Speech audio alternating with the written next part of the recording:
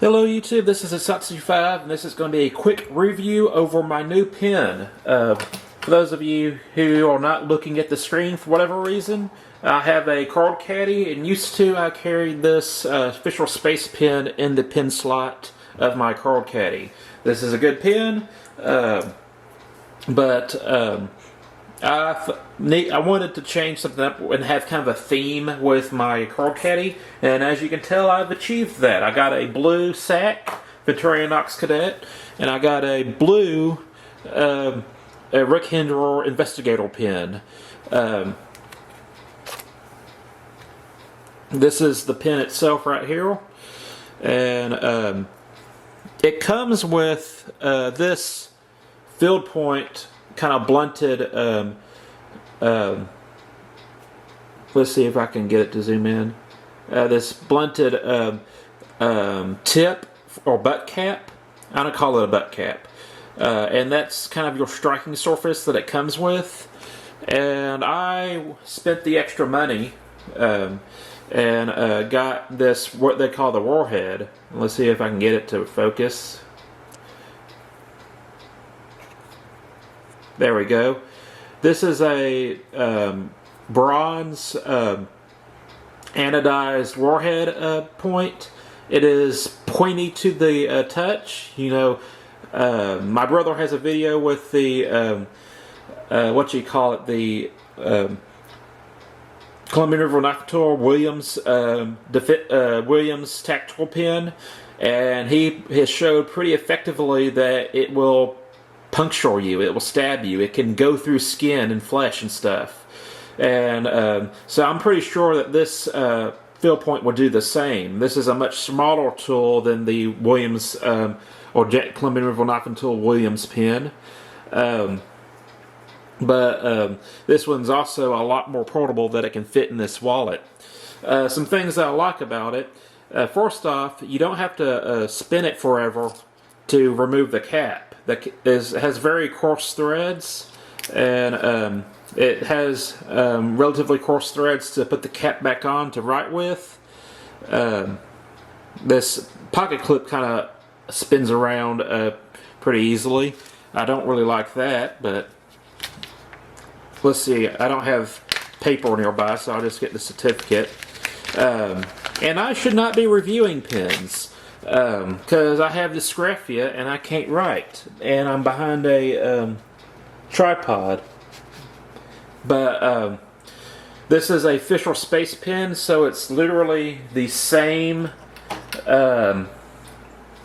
cartridge as any other official space pen, or official pressurized pen. See if I can get it to focus. There we go. So it uses official pen insert, and it'll write on writing rain paper. It'll write wet, dry, upside down, all different angles. So it's not like the ultimate writing experience as far as, you know, how smoothly it writes and everything. And again, I have dysgraphia, so I can't genuinely enjoy a pen like some people. But it's a very utilitarian pen cartridge. It fits. I mean, it writes on just about any surface, and at any angle and any temperature and weather condition. And so as far as an EDC pen, a backup pen, something that you're not going to be writing an essay with, but something that you might need to write on a receipt, write a check out if anybody still uses checks, but anything that you might need a pen for, this is a decent option. I personally like Waterman pens. I think I have one nearby in my EDC pack. This is kind of one of my favorite pens from Waterman. I have a Waterman collection. This is a rollerball, not a fountain pen. I don't write on a regular enough basis to use a fountain pen, but I do love fountain pens. But like I said, this has coarse threads, so it doesn't take a lot to screw in the lid off and on, and I call this the butt cap because you unscrew this and it opens up the pin for you, so you can change the insert. The anodization on this warhead is kind of wearing. It's not quite as vibrant of a bronze as it was when I bought it. But also this warhead butt cap will snag on things. When I noticed that it was a little bit difficult, well, not difficult, but I noticed it kind of caught on the leather a little bit.